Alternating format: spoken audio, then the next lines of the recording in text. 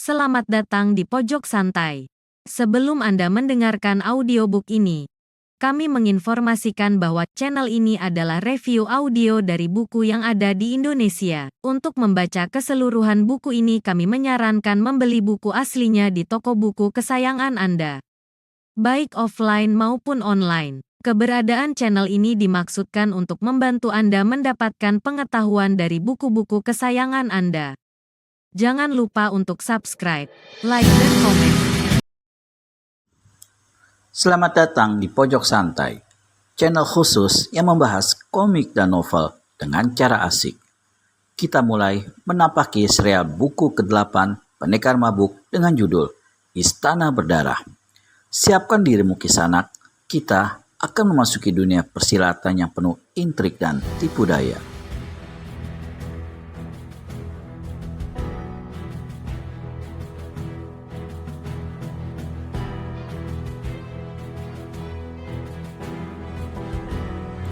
Gulungan ombak setinggi rumah mengamuk di tengah lautan. Hembusan angin begitu besar, bagai tiupan napas-napas iblis dari neraka. Gulungan ombak itu semakin besar dan meninggi, seakan ingin menembus langit. Kilatan cahaya lilintar pun menyambar murka pada benda apapun yang muncul di permukaan laut. Gelegar suaranya bagai geram raksasa di atas langit. Sebuah perahu berlayar tunggal tumbang di amuk badai dan gelombang. Lambung perahu pecah, tiangnya patah, layarnya tak tersisa sedikit pun pada tiang. Papan-papan kayunya mengambang terombang-ambing ombak, kadang terlempar ke angkasa dan jatuh entah kemana. Ketika murka, samudra mereda, tampak sesosok tubuh terkapar tak berdaya di pasir pantai. Orang itu bertumbuh tinggi besar tanpa mengenakan baju lagi. Masih untung celananya tetap melekat dan tidak hanyut terbawa ombak seperti bajunya. Orang itu dalam keadaan tengkurap dan masih memeluk sebatang balok. Melihat dari gelang kayu akar bahar di tangan kanannya, melihat bentuk jari sebesar pisang ibaratnya, orang itu tak lain ialah Singo Bodong. Bentuk pusarnya menonjol tak bisa dipungkiri lagi bahwa ia adalah Singo Bodong yang mengikuti perjalanan pendekar mabuk dan dewa racun ke Pulau Serindu.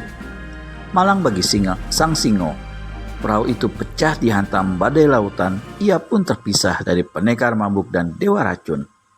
Apakah pendekar mabuk masih bersama dewa racun? Ia pun tak tahu pasti. Yang jelas, ia sadari bahwa pulau tempatnya terdampar itu adalah bukan pulau tujuan terakhir. Pulau itu terlewati oleh perahu mereka saat badai belum datang dan menggulung habis. Cahaya sinar matahari yang menyengat kulit membuat Singo Bodong sadar dari pingsannya. Ia menggeliat pelan diiringi oleh suara rangan memajang.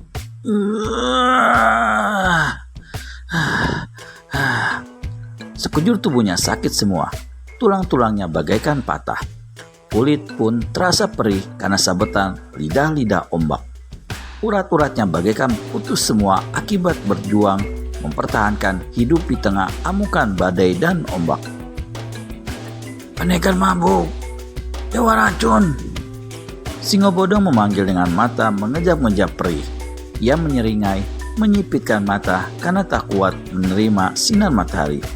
Tubuhnya yang mau bangkit jatuh kembali karena lemas. Aku terdampar, pikirnya dalam kelemasannya.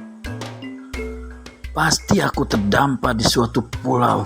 Kalau tahu pada awalnya bahwa aku akan terdampar begini, aku tak mau ikut pendekar mabuk. Perahu pecah, aku tak bisa pegangan pendekar mabuk.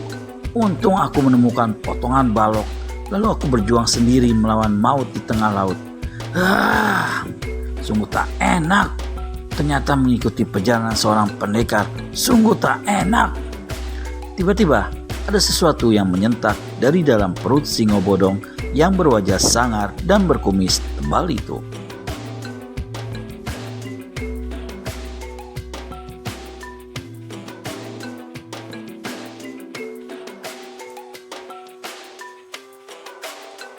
Sesuatu yang menyentak itu makin kuat.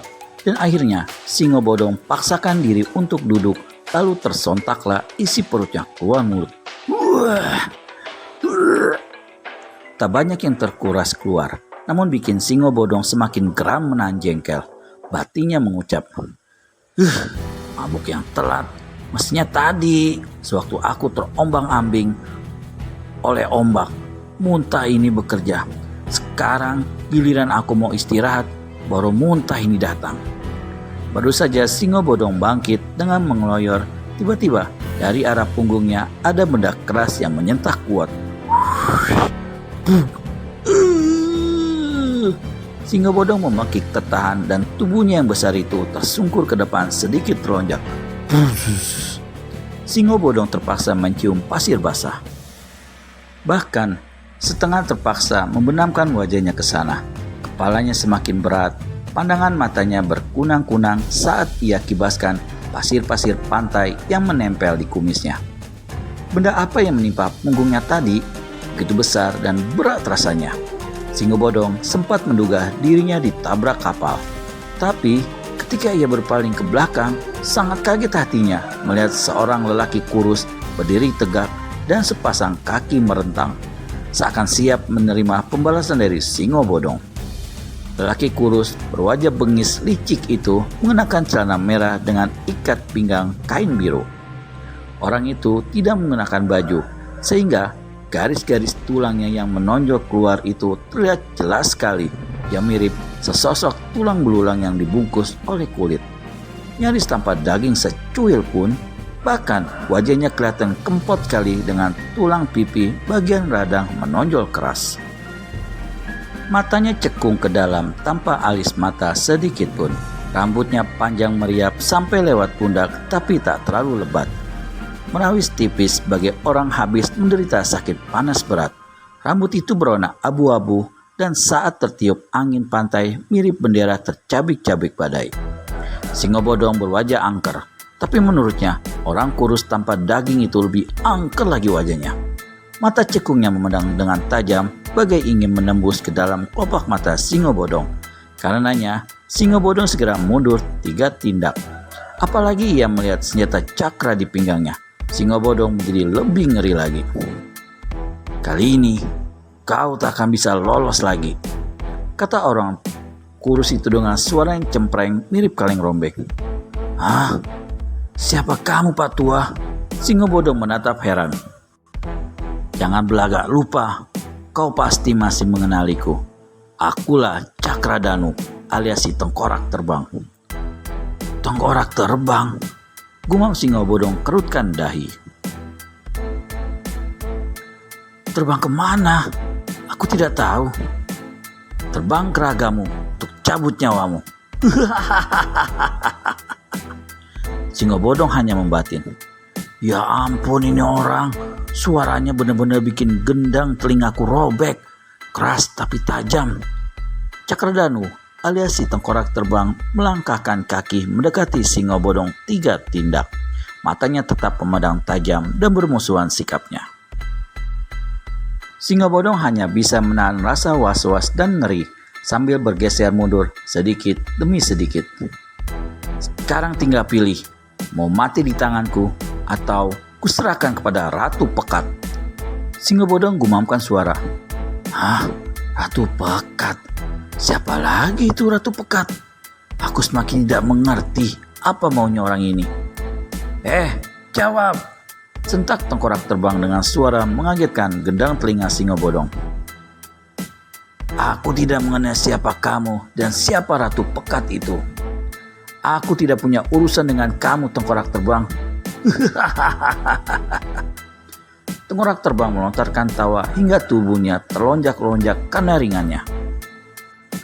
Tiba-tiba tawa itu hilang lenyap bagai ditelan bumi. Wajah tengkorak terbang menjadi kaku dan bengis kembali. Terdengar suaranya menurun. Jangan berpura-pura pikun. Mataku masih jelas, ingatanku masih tajam. Aku tak bisa melupakan dirimu. Aku tidak tahu apa-apa tentang kamu. Permisi ya. Singo Bodong cepat melangkahkan kaki, lari seperti kerbau mabuk. Larinya tak bisa kencang karena masih lemah badannya dan berkurang tenaganya. Tapi Sekuat tenaga Singo Bodong harus melarikan diri sebab ia merasa tidak mengenal orang itu dan tidak punya urusan apa-apa yang perlu dijelaskan. Ia merasa dalam bahaya yang tak mungkin bisa dilawannya.